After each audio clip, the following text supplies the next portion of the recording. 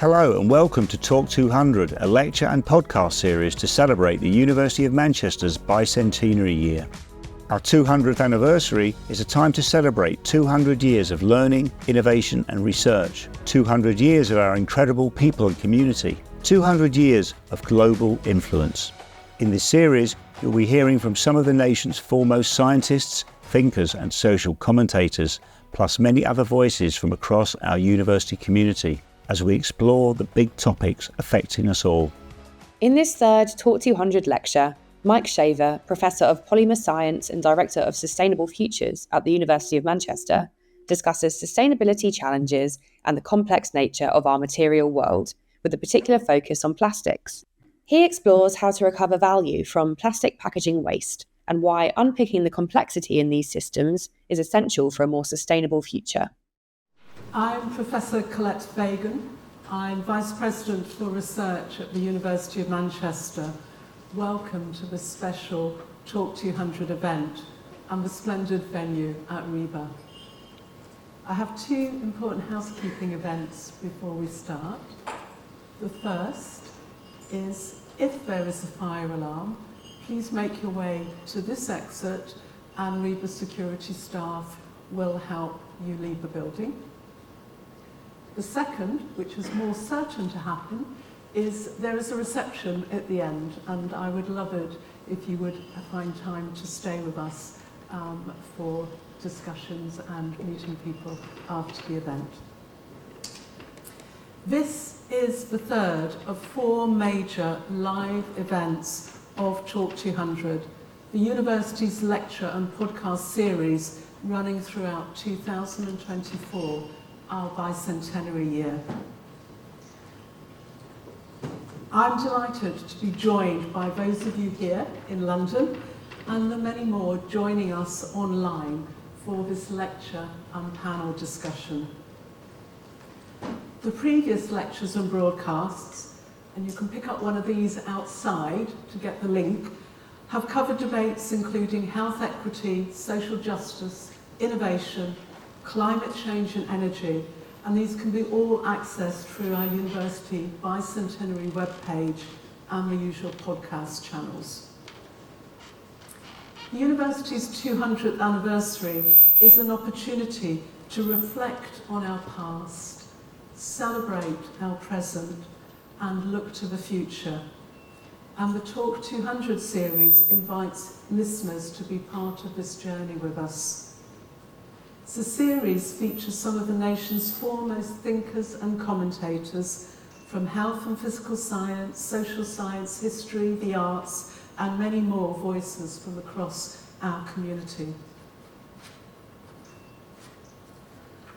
I am very proud of our university and to be part of our community of staff, students, alumni, and friends. So let me just blow the trumpet a little bit. Our university is globally recognised for the quality of our research and the impact that it brings for the benefit of society and our planet. To give you just a flavour, we are among the top 50 in the world for the quality and reach of our research.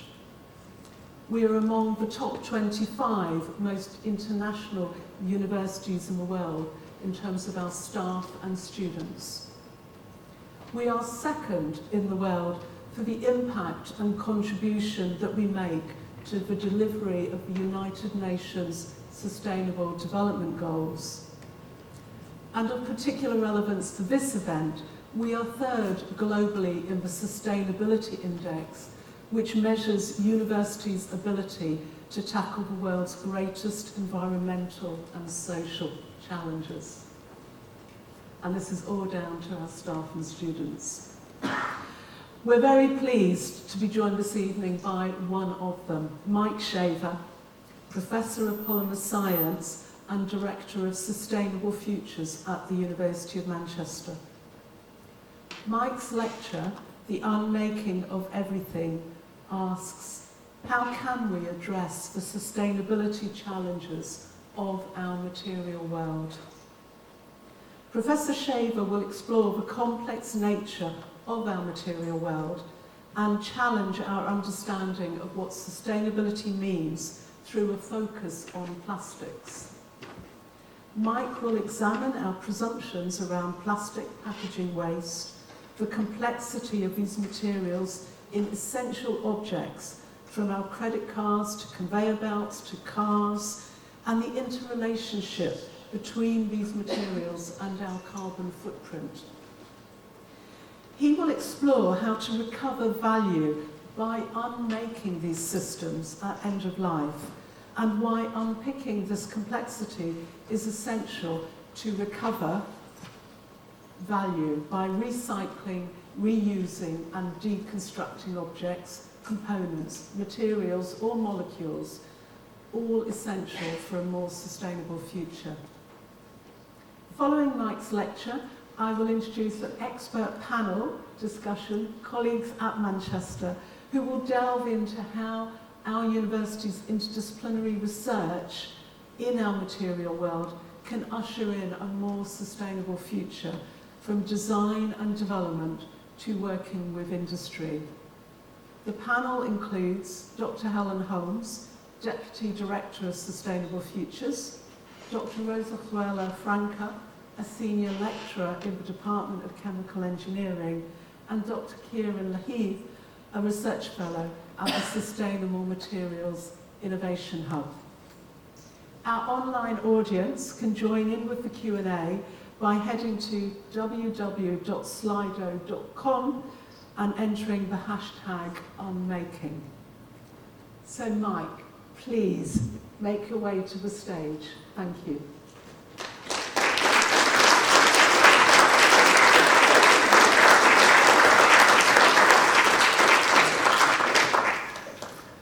Hi everybody, thanks so much for coming, and apologies for the slightly combative first slide. It's not the end, but it is an end.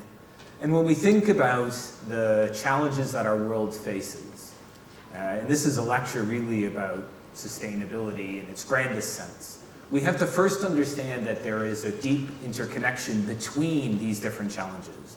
Because climate change is not just about carbon or just about fuel, it's also about all of those other challenges that we face. So the challenges of pollution, the challenges of the circular economy, the challenges of social justice, the challenges of war, all of these things are interconnected with each other. And so this may seem like a pretty bad picture, but really the question that we have at the University of Manchester is, what way do we want this earth to turn? Do we want to turn towards our left side here and try and get a world which is genuinely, authentically sustainable?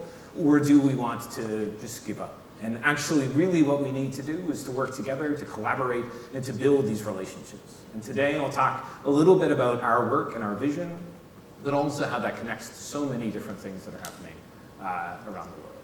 So the unmaking of everything. Right? That sounds, again, equally combative, like the end. But really what we have to do is to think more critically about how complex these materials are and how we can go and create value out of these systems. So the first thing is that this is all, unfortunately, your fault. Because when you make decisions, those decisions have consequences. So, you know, you might need a beverage, right? Early in the day, that might be coffee. Late in the evening, it might be something else. But you have a choice to make in the receptacle you're going to drink out of. So you could choose this styrofoam cup here, or you could choose a ceramic mug. So just checking with the in-person audience, how many people would choose the styrofoam cup? One, okay, that's good. How many people would choose the ceramic mug? Lots of people. And by the way, the people that didn't raise their hand at either of those times, those are the robots, right? They don't drink at all. When did I raise my hand, though? I raised my hand for the styrofoam cup. Well, that seems illogical, right? But when we actually think about the energy embedded in these materials, we realize that we can make, transport, use, and dispose of over 500 of these styrofoam cups for the energetic cost of a single ceramic mug. Right? And when we think about that, that's because we have to dig up some clay from the ground, we have to fire a kiln up to a high temperature, we have to make that mug. We've got to transport it to, we're in London, so I'll say Waitrose, you're in Waitrose crowd, and then you've got to pick it up from Waitrose, you've got to then bring it back home, right? And all of those steps have an energetic cost. Now you may be saying, well, but there's a difference here. I would throw away my styrofoam cup, and I would reuse my ceramic mug. And the question really is, well, are you going to wash it afterwards? Because if we need to make some detergent, we need to heat some water up, and we need to clean the detergent out of that water afterwards, that's the energetic cost of 2 styrofoam cups. And so what is the sustainable solution? Well, actually, if you were to go into any professor's office at the University of Manchester, you would see an unwashed gross mug that has had about 500 coffees in it, right? And that is because we really care about sustainability. But the reality is that these materials are so important to minimizing our footprint. When we think about packaging waste would quadruple if we don't have plastics. Food spoilage would double if we don't have plastics. Vehicles would be heavier, and our petrol consumption would double if we don't have plastics lightweighting these vehicles. And of course, the insulation that we used to previously keep our houses warm and now increasingly keep our houses cool would increase energy costs by 1.5 times. So this has been estimated to be 583 million gigajoules of energy per year. It's a relatively meaningless number, but if we convert that into the barrel of oil, which we do have a concept of, it's 100 million barrels of oil each year, which are saved by plastics. So why do we have this dependency on plastics? Why is this addiction so clear? Well, the first thing we have to do is to recognize that in any system, these materials are playing essential roles. And so if we think about where plastics are most demonized, right? The grocery store. We go in, we're like, oh my gosh, waste conundrum. But that material has absolutely transformed our system for food provision. It increases food shelf life, therefore decreasing food waste. It improves food safety. So anytime we think about an alternative material, we must ensure that whatever provision we're doing, whatever we're packaging this in, has to keep that same function. So plastics are these diverse materials that have these important functions. But of course, many of the things that we have done with plastic are not good, okay? So we might want to keep all of those things recycling, right? So you're going to go home and you're going to try and have a package which is recyclable. But at some point in time, a marketing person, and apologies if there is a marketing person in the audience, but that tray up at the bottom, at the top left, right? That meat is demonstrably sexier. And a marketing person figured out that when you take meat and you put it on a black background, well, you can actually sell it for more money. But that has a consequence, because that black package is less recyclable than the white package, right? And we have a consequence both in terms of sorting in the system and in terms of keeping that material in its highest value condition. And so that's something we need to stop doing. But the challenge with that is that these materials, which might look like a plastic package, are exceptionally complex. And we think of them as simple, but actually they're exceptionally well-tuned. Because this is not just one thing. This is a plastic tray, a plastic reinforced paper tray, perhaps if you're looking at a modern material, a plastic laminated film, which looks like just a plastic sheet, but actually it's 5-micron thin layers of different materials with different functions. We have adhesives and heat seals, which are keeping that all together. And then maybe that paper label, which actually, to keep it waterproof, has a bit of plastic on it as well. And of course, underneath that meat is that absorbent plastic mesh, right? And so what do we want? Well, we want these things to be kept in their highest value condition. We want these materials to be recycled. And of course, we can get someone in their home to rinse out that tray and put it into the recycling bin. No one is rinsing meat juice out of an absorbent mesh. And so when we, as scientists, as academics, but also in industry, think about how these materials need to be designed, we have to design them around social practice, not around wishful thinking. And that is the key to unlocking change within that system. And so we might go and step back and say, well, okay, sure, that's all fine and good. Well, why don't we just start using different materials? And so maybe instead of that styrofoam cup, we wanted to use a paper cup instead. And actually that paper cup has a higher carbon footprint than that styrofoam cup. But when we think about carbon footprint, we actually have to think about the whole use case scenario. So let's say I wanted to run a lemonade stand, and if you're at one of our events in Manchester, then you can actually maybe come to a lemonade stand that we run. You can see that you've got 1.84 kilograms of CO2 per kilogram of lemonade, compared to about 6.2 kilograms of CO2 per kilogram of paper cups, which is about 3 times higher than the styrofoam cups, okay? So that all seems like we really have to get the packaging right. But none of us drink lemonade. I know what I'm addicted to, and that's this. And if I think about coffee instead, actually I have 17.5 kilograms of CO2 in a single espresso shot, and I have 85.4 kilograms of CO2 in a latte. If carbon is everything, then we really have to understand how that integrates with the system that it exists in, integrate with those materials, instead of treating those things in isolation. And when we think beyond the grocery store, we suddenly realize that we have a huge challenge in our hands. So this is a group called Extinction Rebellion. I talked to them about plastic, and not these guys, they were busy.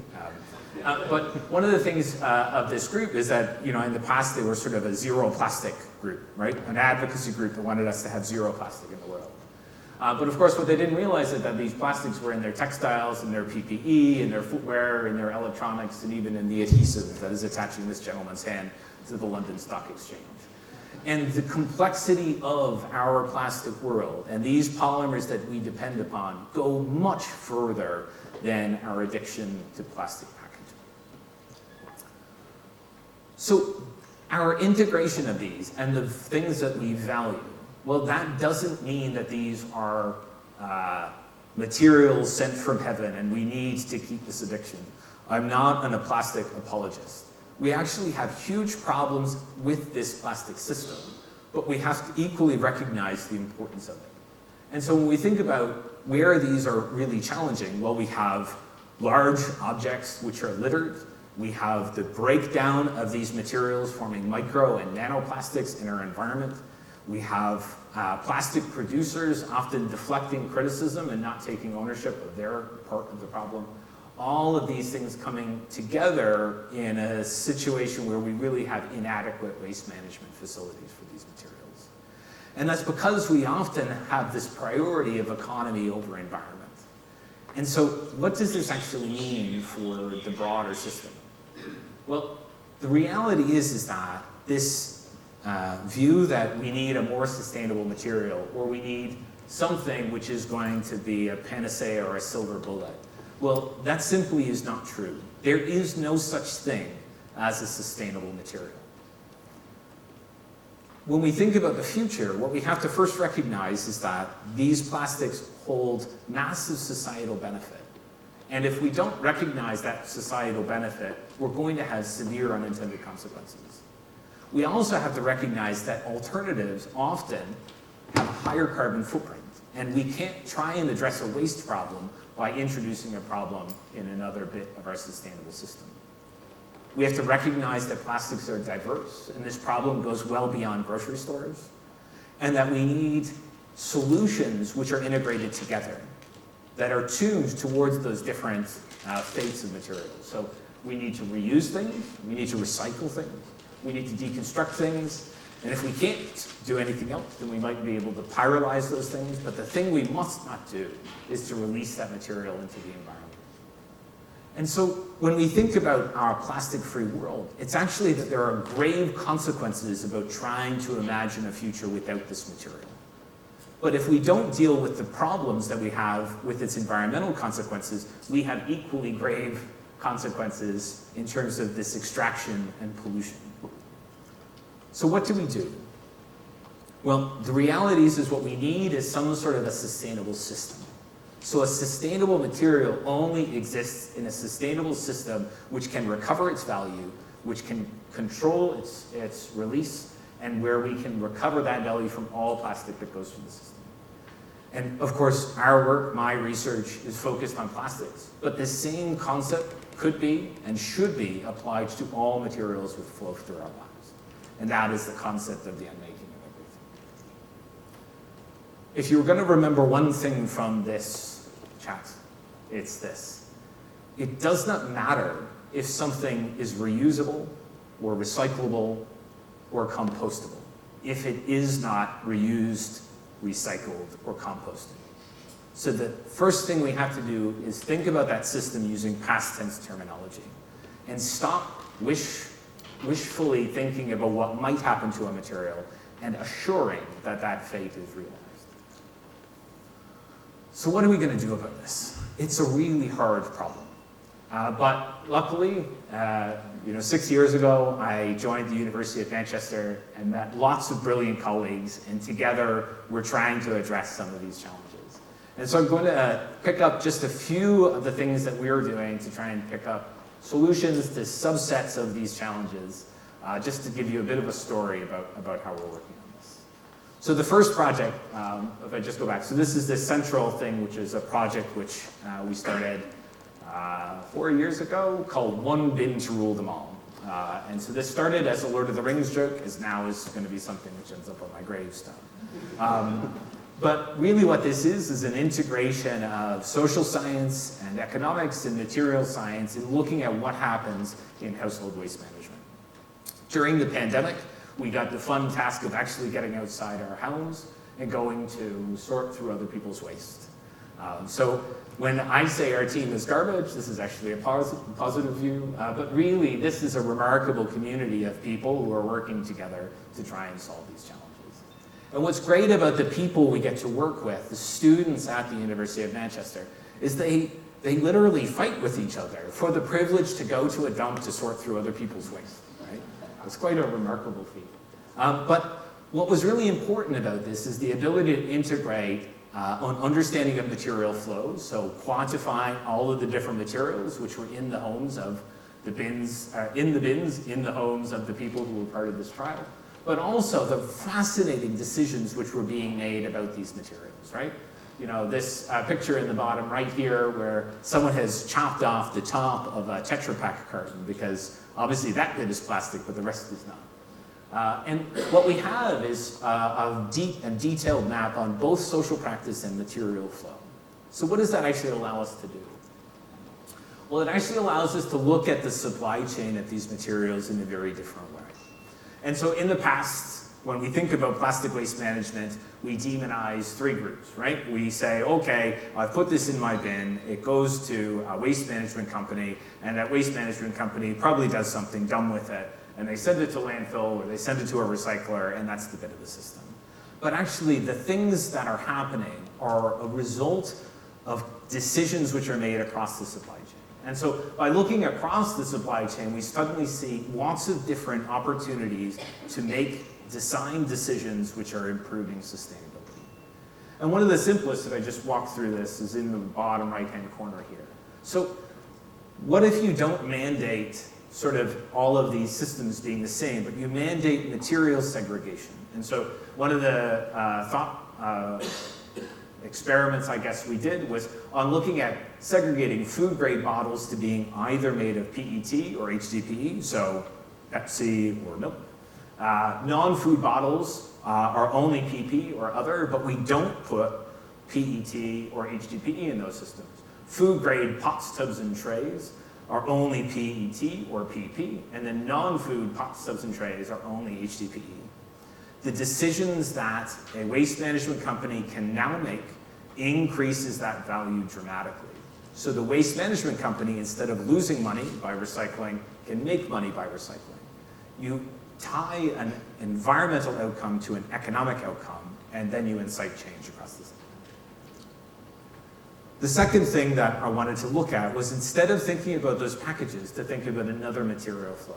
So some years ago now, we were approached by MasterCard, and their CEO had got up on stage and announced the world's first biodegradable credit card. When it biodegraded, it released the barium from the magnetic strip and the 18 metals in the chipset into the environment, causing grave toxicological damage. It was an atrocious idea. They figured this out after the CEO had got up on stage, and then approached us to say, well, what would a sustainable card actually look like? And actually the key is they were degrading something and they were releasing metals into the environment. Because if we switch the resin from something which is called PVC, so this is the same material that would be in your windows at home, and switch it to a material which is called PETG, well, that actually unlocks a new fate. We can now do a deconstruction of that card. We call that process depolymerization. And that depolymerization actually allows us to create a circular card. And so this is just an example of one of our scale-up processes. So we did about 300 credit cards in a single batch here. And you get all of these different materials. And what's really interesting is like I can go and create a bunch of monomers. And so these are materials which I can use to make a brand new credit card that has the exact same properties as the first credit card. But this is not driven by the economics of doing that polymer recycling. It's actually all the bits on the right. So if we don't actually do anything in that reactor, we can recover a full chip, right? We can actually reuse that chip. Or if we want to just do that really quickly, we can recover all of those different materials and reuse those materials. And by thinking about that card as a system, we suddenly can unlock economic value which goes well beyond the plastic recycling. And so by considering not only just the plastic recycling system and extending that to a multi-material, we unlock economic value and we drive that forward. So what's next? Well, next, really, we have to go to an even more complex system. And by a more complex system, we're really looking at a sense of scale. And so in terms of bottles, there's 580 billion plastic bottles which are put on the market each year. That's about 8.2 million tons. And each one of those is going through tiny loops, right? So if you put your, if you want some good news, right? If you put your bottle in the recycling bin in the UK, it will be recycled. Have confidence in that, okay? If we look at the credit cards, well, we actually have 6 billion credit cards, and not just credit cards, but also hotel cards or any of those laminated cards put on the market each year. That's 30,000 tons.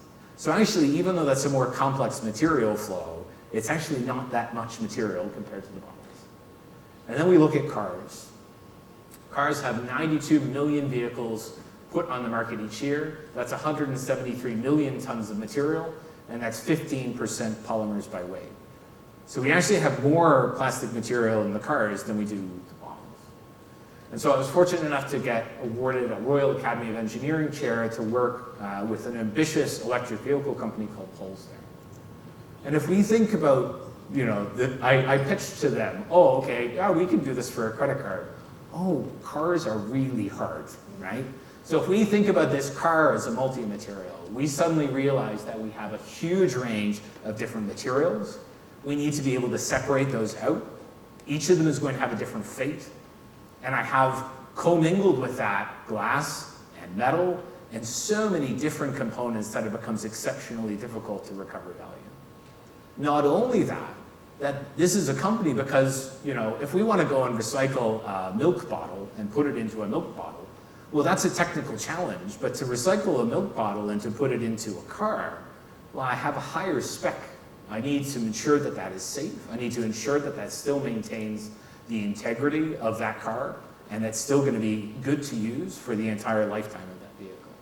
And so this is an exceptional challenge that we're working on now to try and make this as low a carbon footprint and as circular a vehicle as possible. Now, I've presented this as we are developing solutions. But what's really important to remember is that we are constrained by the laws of physics. And the laws of physics say that we always will have loss. And so the reduction of consumption is still going to be very important for a sustainable future. But we have to recognize that the limitation in infinite recycling, infinite reuse, infinite composting, and those things which simply will not happen, that breaks the laws of physics. And so we have to have a solution where we think about those transitions in as sustainable a way possible. So I talked about that sustainable system. But in fact, what we need to unmake everything is interconnected systems which work together with each other. And so we imagine this circular economy as an ideal. We want to be able to take that bottle and turn it into another bottle. But actually what we need to be thinking about is what we're calling a spiral economy.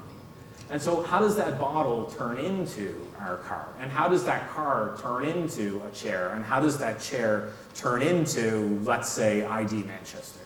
So if we want to go to that point, we basically can have different intersectoral transitions which allow us to keep those materials in their highest value condition. And when we get to the built environment, when we go and sequester that carbon in something like ID Manchester, which is going to be a harbinger for innovation for the next 200 years, we can then take those materials and depolymerize those, take those back to a molecular form so that we can go and put those back into new systems.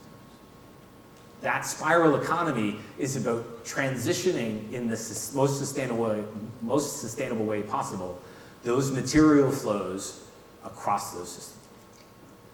Now, that means we have new words, right? And so I talked about the importance of past tense terminology. And so what do we need? Well, we need to ensure that all materials which come through our lives are valued. We need to ensure that all materials that come through our lives can be unmade, and that's so important from a design perspective. And the key out of both of those is we reduce, if not remove, our addiction to extracting virgin resources from our planet. And that is the key. And that's the key to unmaking of everything, is unlocking that economic value and preventing extraction. So, the next 200 years, where are we going? Well, so many of you in the audience will have come and traveled here today. You probably were like, this is going to be a cool lecture, so I want to wear my best jeans, right? I did that. And then you're looking for your best jeans and you realize that they're dirty, right? And so you've got to put them in the washing machine and then maybe the dryer, or maybe you've hung them outside. And then you realize that you don't even know where this place is. So you grab your phone and you're saying, well, I need to look on Google Maps where I'm going. And so you contact the server farm where the information is stored, and you connect and try and figure out what's going to go on at that server farm so you know where you're going. And of course, because it's a sustainability event, you're taking public transportation. Yeah, maybe? No. And so you're taking that public transportation all to come to this place here that we're sitting in, right? If we think about the complexity of the car, and then we look at the complexity of the multi-materials which are on the screen here, we realize how grand a challenge that we have. But that is the vision for the next 200 years. We remove our addiction to extraction.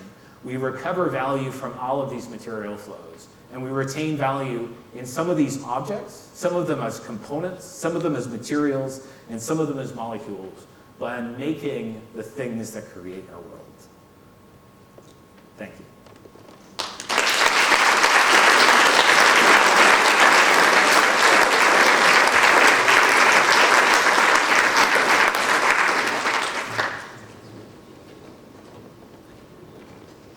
Thank you, Mike, for really explaining the science, for having that vision of a spiral economy and linking that through to an understanding of systems, the work that's needed between scientists, economists, social scientists, and the practical challenges of tracing it through some of our everyday products and our role as citizens here.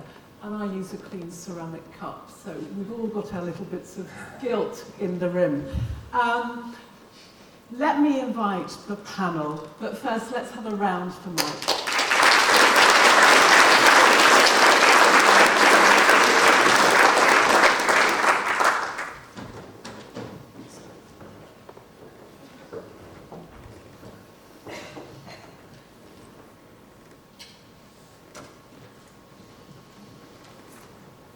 Thank you. So as well as Mike, we have Dr Helen Holmes, we have Dr Ciaran Lahive, and we have Dr Rosa Cuéllar-Franca. Sorry, Rosa.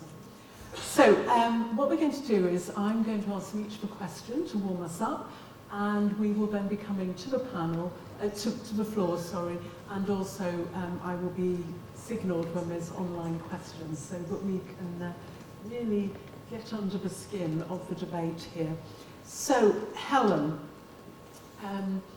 where Mike left us, it really leads into the question I want to ask you, which is what are the social and behavioural changes and challenges that we must solve so that we can get this circular spiral economy really working over the coming period.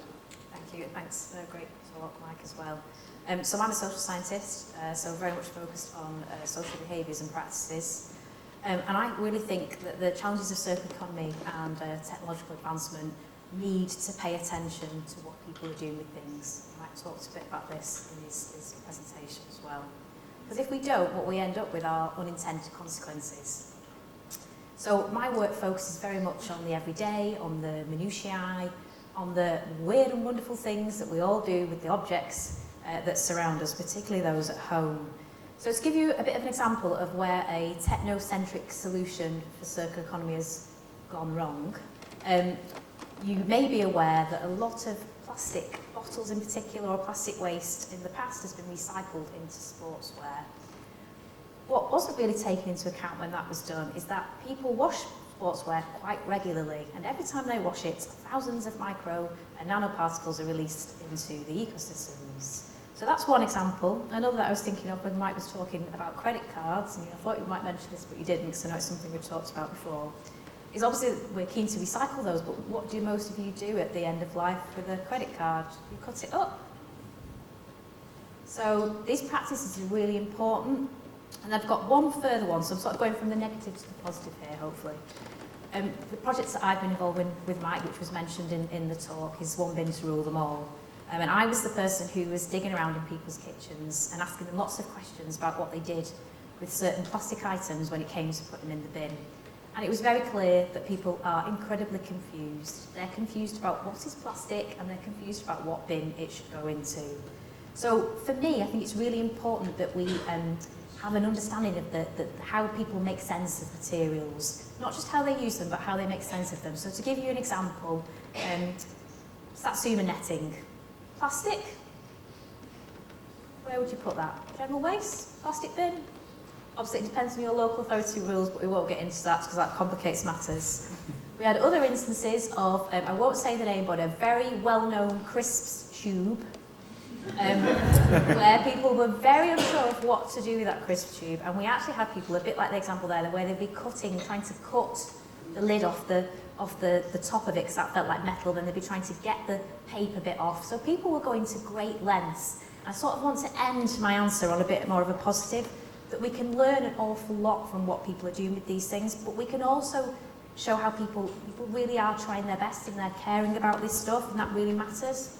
And that brings me back just to when you were talking at the end there. You know, in a way we used to have salvage yards, we used to have very thrifty activities, but we've moved to a place where that isn't the case anymore, you know, in a fast consumer society. So I think it's really about getting back to grips with the materials, engaging with what people are already trying to do. You know, we had people storing up pots, tubs and trays to take to their neighbouring area because they couldn't recycle them in their own neighbourhood. Lots of things going on, so recognising these different practices, and not just within the global north either. There are lots of circular economy practices which are grassroots, which are taking place in the global south too. So I think that would be my positive to end on. Thank you, Helen. So, Ciaran, we can follow on here in your career. What's the most surprising insight you've gained about all these materials and life cycles? And how's it shaped your approach to developing more sustainable alternatives? Thank you very much. That's a very interesting question, because I've worked at the intersection between reusing and recycling, and when to do that, and deconstruction. So the breaking of a material down and the remaking of an original material once again. And as Mike spoke about earlier, the complexity of the materials that exist in our modern world is extreme. And I spend a lot of time engaging with polymer producers, but also the customer-facing aspects of how polymers enter the world. And I think one of the most fascinating things for me has always been trying to understand the decisions that led to the increase in complexity. As a producer, you have all of these options, and you choose the various options that go into any given product based on a myriad of different options. You have a choice about how long wearing you want a garment to be, how structurally sound you want a dashboard of a car to be. There's so many different choices that get made, and these choices lead to the development of that complexity. And I think that trying to understand why those decisions were made and how we as sustainably minded scientists can interact with how industry has become successful and make it more sustainable without damaging that success, I think that really fascinates me. Thank you. I'm going to move to Rosa now. Rosa, I know you're an expert on life cycle assessment and the methodology underlying that. So in terms of identifying unintended consequences in this unmaking strategy, how is our pioneering work at Manchester helping to move us forward? Thank you for the question, and just to give you a bit of a background, so life cycle assessment is an environmental sustainability tool that allows us to quantify all the different resources, materials, energy that goes into making a product and translate that into an environmental impact. So you're probably very familiar with carbon footprint or climate change. So this is just one example of type of information that we can get through conducting a life cycle assessment. And something that is very important is that you have that conversation between the people that are making these materials, designing these materials, so we can understand all the different steps, all the different thought process that went into designing that when we're applying this methodology, because we have to go into the detail of what goes in, what goes out, what happens with it afterwards. And something that is very fascinating happening in Manchester is that access to a multiple disciplinary resources in terms of the people working, because we can have conversations very early on about, I have an idea of designing this material, what do you think in terms of what are the consequences of changing this feedstock for this other one? So something that Mike mentioned in his talk is that sometimes the alternative is worse than what you're already doing. And life cycle assessment allows us to take that step back to reflect on how can this change make a positive or a negative impact. So having those conversations at Manchester with people in different disciplines involved in the making of a material is very valuable. Thank you. I'm going to come back to you, Mike. So you discussed and explained the complexity of the material world and how unmaking as an approach can help us recover that value.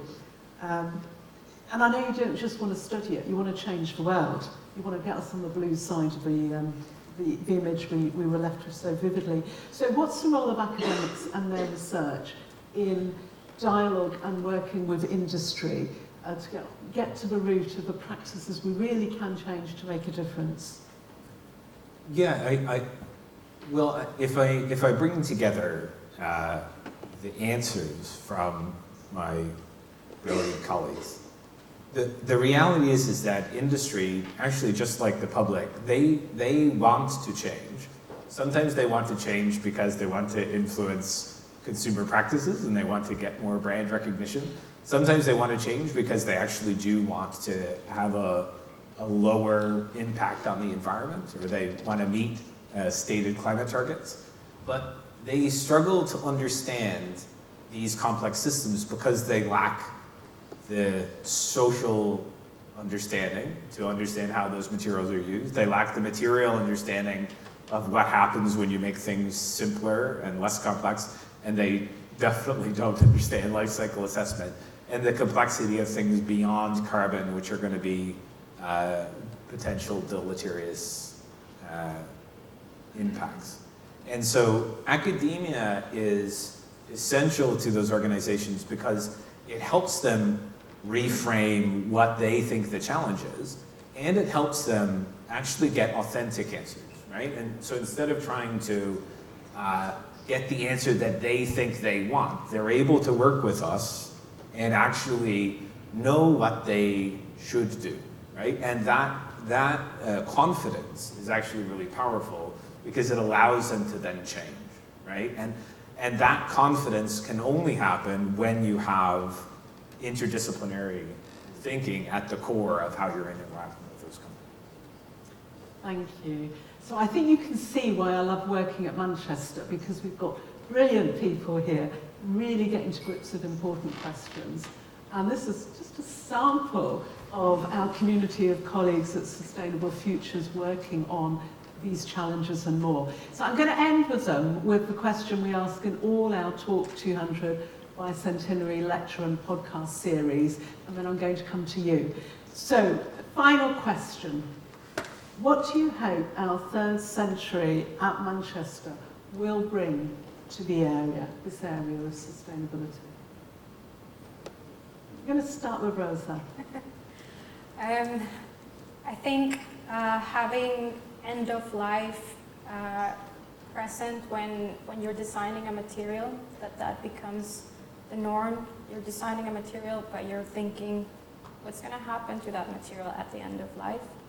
And that becomes a crucial part of the design. And another point to make is that sustainability should go beyond a nice thing to add, and the mandatory metric that you need to provide alongside the design specification. Thank you. Ciaran. My answer is actually very, very similar to Rosa's. In reality, I think that in the next 100 years, I would like to see a world in which we're not making things without having that initial thought. New materials being invented by material scientists all over the world. It happens every single day, but these materials are being produced without that thought. So prior to how they end up in products on the market, it's in that initial invention phase. I want a world, or I hope to see a world in the next 100 years where the materials innovation space is directly plugged into sustainability, and that it's thinking about those things in the invention process, not at the end of invention process. Thank you. And Helen, as a sociologist like you, what's your vision and how are we going to work with these material scientists? So I think for me, over the next 100 years, I'd really like to see an accelerated focus on interdisciplinary research where it becomes the norm. But when I say that as well, I think it's important to say that this isn't just working with different disciplines, which I think is vital, and we have to do that to tackle these wicked problems, as they're called, we're currently facing. But also, with, as Mike has mentioned, with experts beyond the university, so with policy, with industry, with the third sector, and importantly with publics as well. And that's got to be co-productive, it's got to be collaborative. It can't be us bringing people in, you know, at the end to say, what do you think of this now we've done it? It's got to be right from the start. So that's what I'd really like to see. Thank you. Me too. And Mike, the last word at this stage. I mean, they've already stolen all my answers. Well, no, so I'll pick up on one thing which I think is going to be really important to unlocking the change that we've been talking about this evening, and that is openness. And so oftentimes across these supply chains or across these materials, we don't know what we're dealing with because the material complexity is locked behind trade secrets and locked behind closed doors. And actually, having systems which are empowered by open data takes the power and shares it. And so it's not to say that, you know, your Heinz ketchup is not still your Heinz ketchup, but it actually is going to be really open in terms of being able to share the data that we need to share to unlock those sustainable fates. And that, I think, will be transformative to actually making better decisions across supply chains. Thank you. So now we're going to open for discussion. We've got two colleagues with mics in the room. Thank you. I've got one colleague two colleagues tracking online who will signal to me when there's a question there. And if you have a question to a particular member of the panel, please signal. I'm going to try and avoid the 4 people provide an answer to every question, so that we can move things along and give them a little bit of a break as well. So, great. Well, sorry, the gentleman behind you's hand went up first and then yours second. Thank you very much. Thank you very much. Question for you, how much do you think measurability is an important part of this? Because looking back in time, you find that usually we don't manage to measure the damage that the new product is causing until some decades, centuries afterwards. A lovely example, I worked 50 years ago on looking at the possible fact that mercury would run out in 10 years' time, which is the consensus at the time, MIT, Club of Rome. And we looked at these recycling things, but what you found with mercury was that it took a time before there were measuring tools that could detect the parts per million of mercury in the environment. And some of you may recall Minamata Bay, when many people were dying or going mad because of mercury in the environment there. And you only have to think, sorry, just one more example, which is a funny one really, from Alice in Wonderland. You may all have wondered where the Mad Hatter came from. And he came from Luton, I can tell you that, because I come from Bedford. And this was because to make the hats which used beaver, they used mercury, and therefore the people in Luton were suffering from mercurialism, and that's why they were mad. But we didn't have tools to measure that, and no one realised at the time. Sorry, the question is, do we need more measurement at the time we introduce more materials? Thank you. Who wants to? I think that's definitely, so I mean, I think Rosa and I will definitely argue for measurement. But measurement can mean two different things, right? So we can measure the impact of a process, or we can measure the quality of a material. So one of the challenges with recycling is it good enough to then go back into a product? That is an area of research which we're working on actively. I could give another 20-minute talk just on that. We can pick it up later, but it is essential that not only that we have good measurement techniques, but that those measurement techniques are open as well. And you might pick up on LCA. Yeah, so we have tools, methodologies that will allow us to do certain quantification of impacts. But with the development of new materials, like nanomaterials, for example, we have a lot of catching up to do because our current methods don't capture those impacts. So there needs to be a bridge between what are going to be the consequences of these materials and how are we going to measure something that we don't know. How are they going to affect? So yes, and it's going back to your example. So there's some catching up to do, but it's being aware of that and working in parallel with the development of those materials and how are we going to provide useful measurements, not just numbers for the sake of it. But yes, definitely measurement is very important. Thank you. And we have a gentleman here with a question. And, oh, I can see the hands going up now. So, oh, goodness, right. Yeah, let's start with you and I'll come to you and try and keep a list of everybody. At my age, I think global warming will probably last me out. So if I didn't have any spark of public spiritedness in me, I'd put everything into the waste. But I'm nerdy enough to actually pick up bottles and cans in the street and put them into recycling. But I've got 3 20-year-olds in my house who would put everything into waste because they feel that what they do doesn't make a difference. But what it seems, getting back to your thing about the Pringles container, is I mean, what happens if I put something in the wrong bin? I mean, we're all told that if you put a big bean tin in the recycling and you haven't washed it out properly, everything goes to landfill. Is that correct? If it's, I mean, it just seems to me that the information given is lacking. Even in London, many of the boroughs, they've got different rules and different things. And I read somewhere, there's some boroughs somewhere, they've got 11 different recycling bins. So can you help us out on this?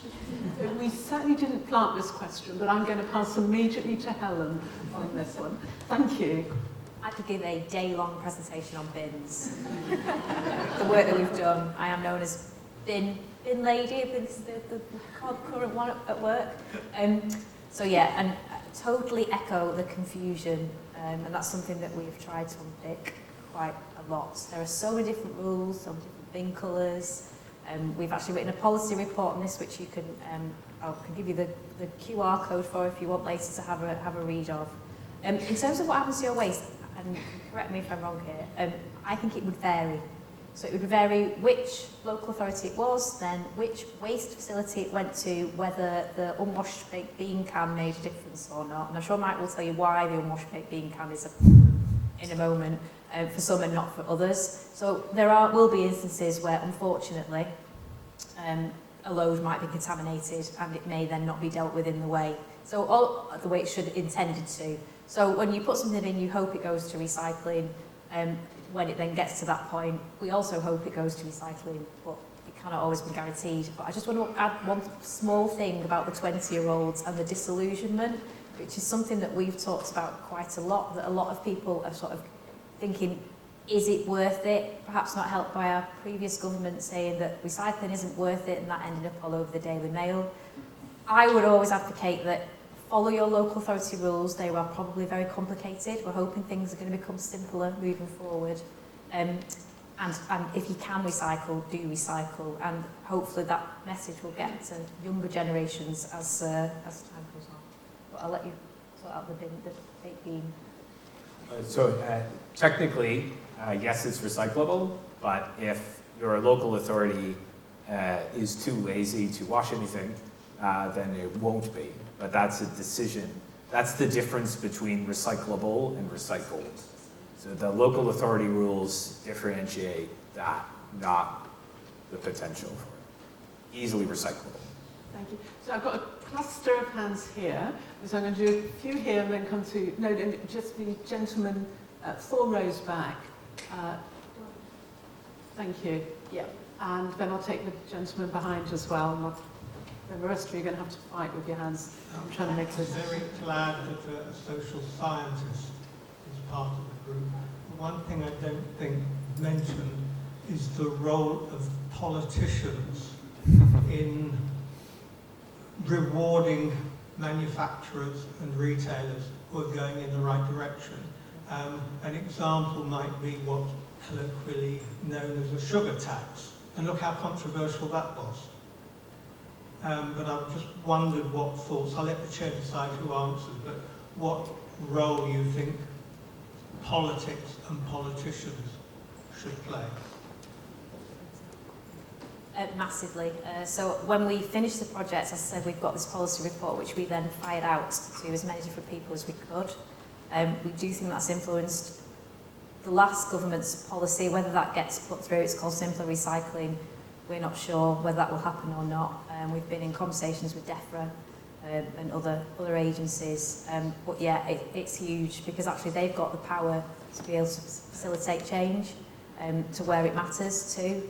And for us, I think the argument would be that the whole of that supply chain needs looking at. So it's right down to what happens at the local authority level, what happens to the waste processors and the waste treatment and the recyclers, but also right at the front end as well, from raw materials and design, manufacturers, retailers, right the way across. So there's a massive part to play, and we can only hope that our voices are heard in that sense. And just to follow up on that, this is not just in the UK, right? So both Helen and I were part of policy briefs that went to the UN plastics treaty negotiations as well. So you have to influence at the local council level, but you also have to influence nationally and internationally. And it's almost validating to have the buy-in and having those politicians sort of at least acknowledge or listen to a little bit of what we're trying to say, but it's exceptionally important. Thank you. The gentleman immediately behind had his hand up a nanosecond after first off. So we'll take you, please. Thank you very much. I've recently become a granddad. I have a 1-year-old grandson, and it's years since my wife and I have had to buy toys. But when you go out now, he's just faced with a myriad of plastic.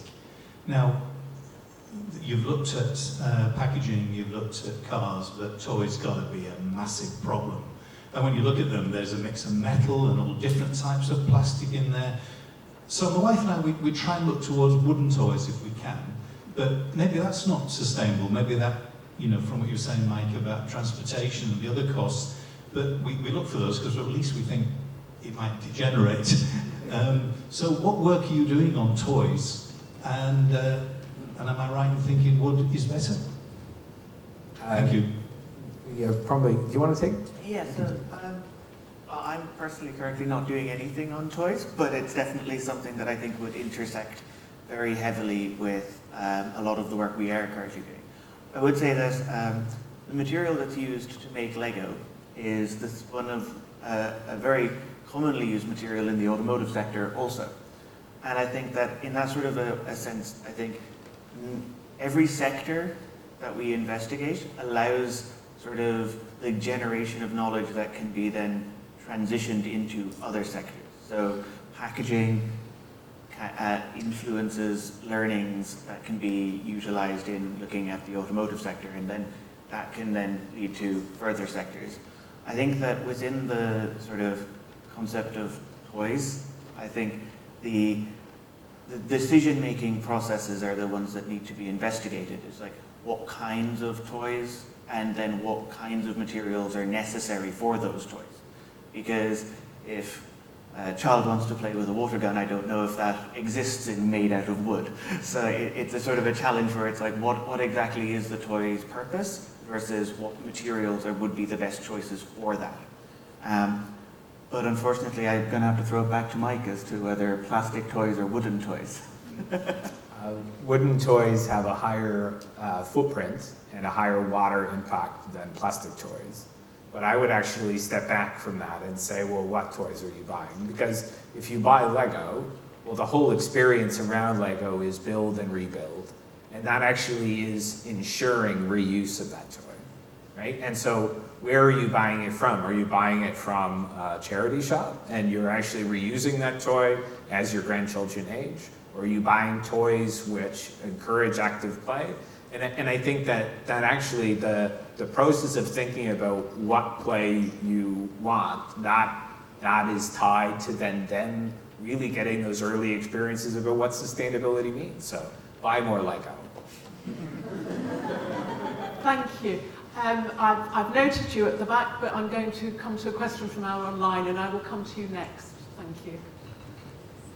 Thank you. So a question, so I'll ask two if that's okay, because we've got quite a few questions that have come through. The first is a question for Dr. Rosa. So one major challenge in developing new techniques is scale. What are some of the challenges in scaling up proposed technologies for industrial use? And then the second question is from a member of our online audience called Warren. And he's asked, how are large countries like China managing their recycling processes? So I'll take the first question. Okay, the second is Mike. Thank you, Mike. The main challenge with scaling something that is not conceived or known is data. So how are you going to generate the data that you need to make those projections of something that, what would it look like? But it's a very important exercise, especially at the early stages of designing a new technology, to have a feel of how would this look like if I translate my bench scale experiment to an actual industrial process.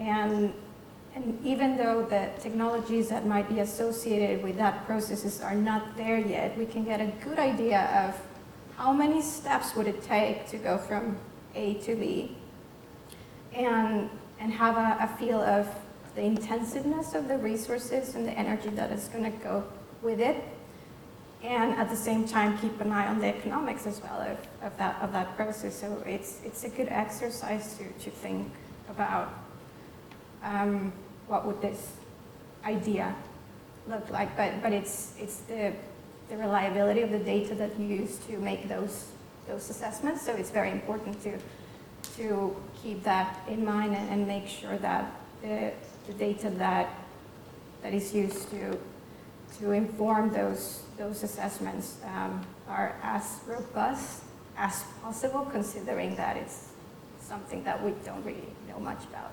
So there is a big challenge there in that sense, but it's a good thing to consider.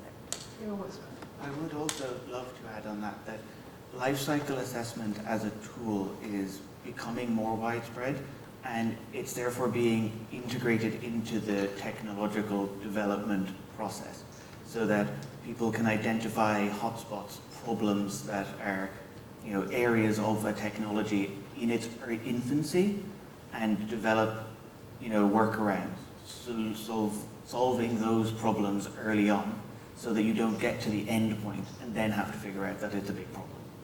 I think that's a really nice thing that's evolving at the moment. Thank you. And Mike, China or other major economies? Wow. So I think, so if we think other countries, right?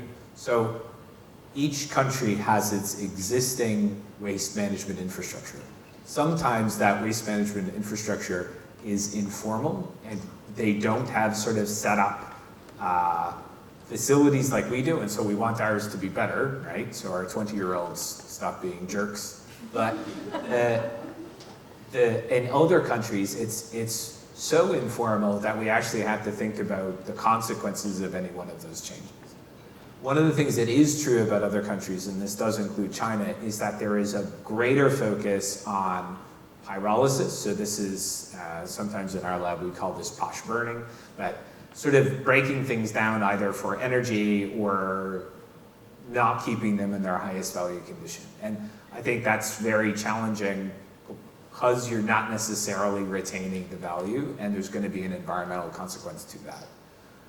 One of the things that we've talked a lot about is data, and one of the things that's a big unknown is the quality of the data that's coming out of those other countries. And so when we look at this unmaking of everything on a global scale, well, really, we have to be able to do projects all over the world, to have a global responsibility about how the technologies that are imagined will ensure fate as those countries change, from China to India to wherever. Thanks, Mike. So, person at the back, it's quite dim in here, I can't see, but I'm going to come to this side of the room who are feeling neglected, I can see. So I've got two questions there. Thank you. So. Hello. This is about interdisciplinarity, so it's probably for Helen and Mike. But you talk a lot about trying to contact people in industry, which is great. But many of them may not be receptive, or you may never be able to contact them. Wouldn't it be worth, I don't know, I'm asking whether there's any focus on teaching children about the circular economy and teaching them this interdisciplinary thinking way before they even go to secondary school, way before they decide what subject they want to do, way before they decide they want to be a product designer or a CEO of a company or whatever, so that we all in the future have this thinking and we all start from the same level essentially. And is there anything happening, or do we need to talk to the Department for Education about that? Before I hand to Mike, it's also the university curriculum where I know colleagues are doing some fantastic things. So, Mike, I'll give this one to you. Yeah, it's essential, and effectively the earlier the better when thinking about sustainability. Interdisciplinarity is hard for adults because we often use different words for different things, right? And so part of the journey to enable interdisciplinarity is to actually take the time to talk through the messiness of those problems. And I think one of the challenges is the constraints that we have on time, right? Where we need the teachers to be able to engage with that messiness to then be able to really get kids talking about that messiness in the right way. So it's essential. The Department of Education has not invested, I don't think, enough in the integration of sustainability education in the UK.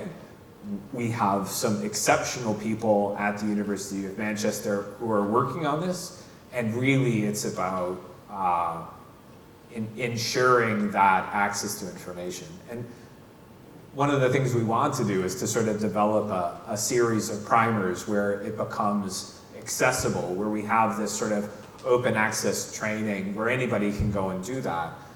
The key is, again, that challenge of time, right? So having the time and capacity to go and create that is going to be essential to enabling that, not just in schools, but in all environments. Thank you. So there's a gentleman at the back, and then the fifth row gentleman, please. So thank you. Good evening. Does anyone on the panel think that in the next 200 years we'll stop using crude oil, stop recycling used oil? Will we have high-powered machinery that doesn't use lubricant or petroleum fuels?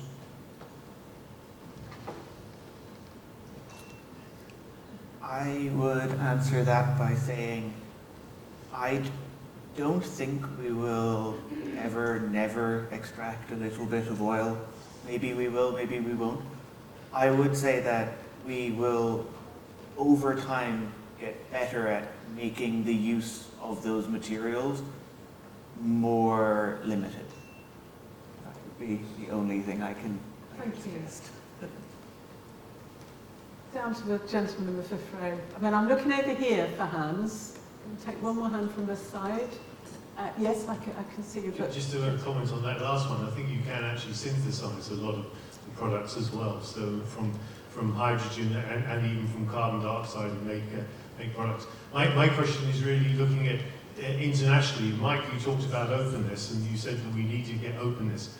But you talk to, say, a company like Polestar who are making cars and they want to be open. But how are we going to succeed internationally when you look at, say, China, other countries in the Far East? We get so many of our products made in those countries. They're not manufactured here anymore. They're manufactured somewhere else. We don't have any oversight into their production methodologies. Yeah, no, I think that's if we tether that question back to the question about measurement, right? So when we are importing materials, how do we have an assurance that the material is what it says it is? So this is becoming not just important for us, right, as consumers, but also for companies who are really struggling with the complexity of their supply chain.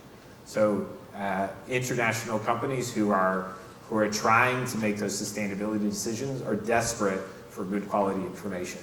And that means we need to improve our analytical methodologies to be able to understand the differences between what is being marketed and what is actually showing up.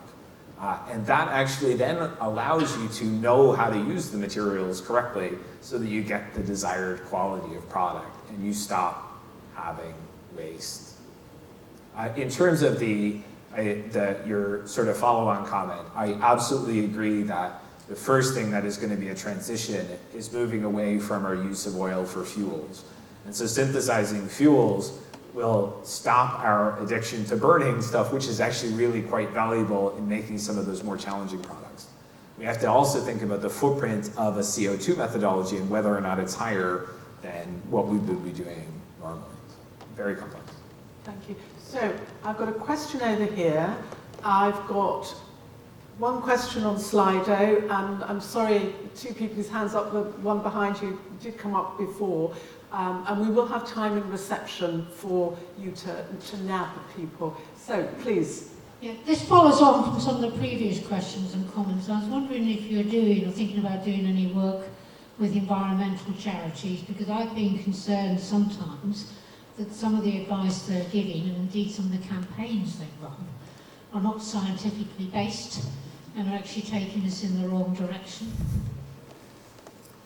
Yeah, so I think there are, just like the academics up here, there are a hugely diverse range of environmental charities. Some of them have super sensible initiatives. So RAP in the UK does a lot of really, really good work influencing policy in this space. And then there are some environmental organizations that haven't been following the science. It just shows how important it is for universities to exist not just as a nexus point between academic knowledge and industry, but also policy and NGOs and all of those groups. So we've done a little bit in that space, but there's always an appetite for more. Thank you. That's a really important question, as have been the others. Olympia, for the question from Slido. And then it's a gentleman on the back with, no, I'm sorry, it's the one behind you, but the two guys who've been putting up their hands, please come and find the panel afterwards. So Olympia. Thank you. So a question from Diego in our online audience, who's asked, as Professor Mike illustrated, what appears sustainable isn't always so, and it's not just about choosing the most sustainable option, but finding out what's truly viable. And in exploring sustainable choices, we see that some products are made more sustainably abroad, even considering transportation impacts. So the question is, how do you integrate research and academic insights into real-life economic decisions to choose a sustainable path without becoming overly dependent on another economy? And how do you address the associated political challenges? Whoa. It's a big one.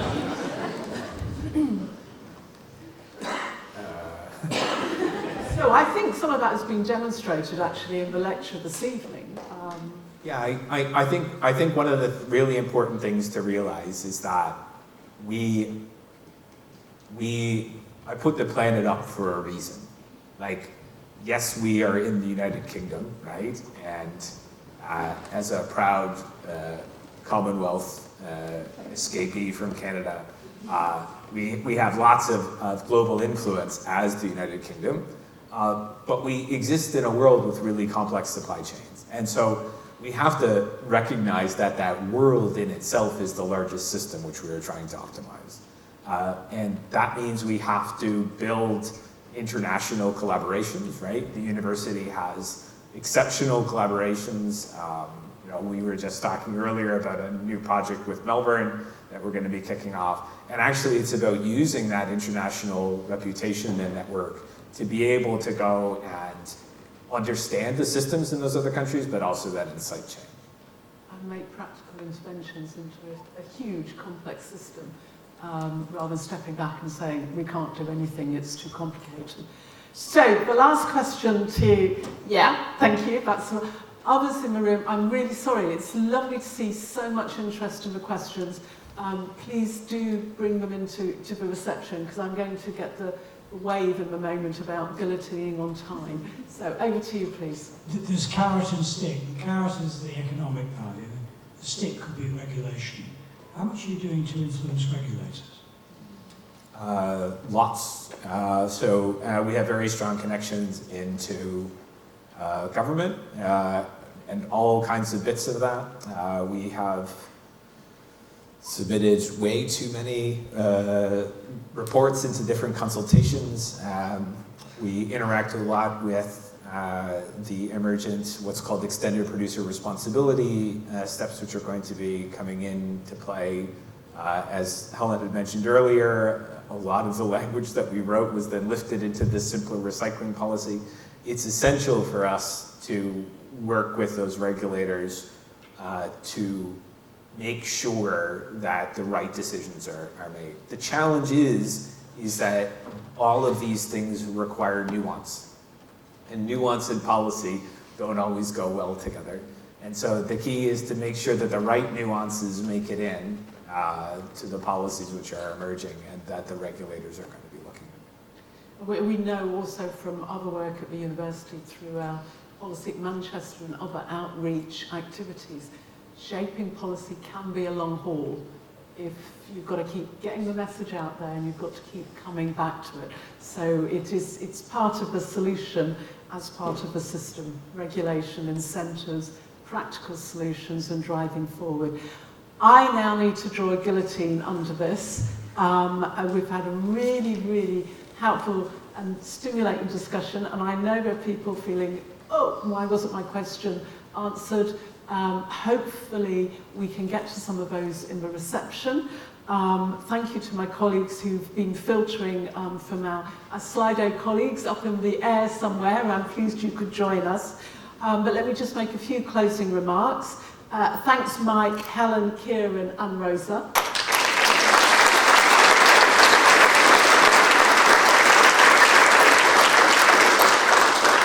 thank you to the audience for your patience with my news night trying to find you.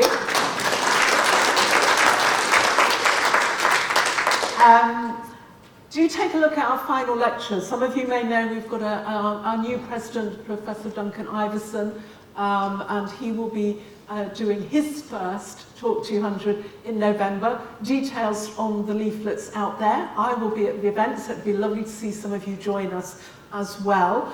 And beyond that, please join us outside for drinks and canapés. I'd like to say they're going to be on styrofoam, but they're probably not. And that's okay, because nobody likes to drink wine out the styrofoam, do they?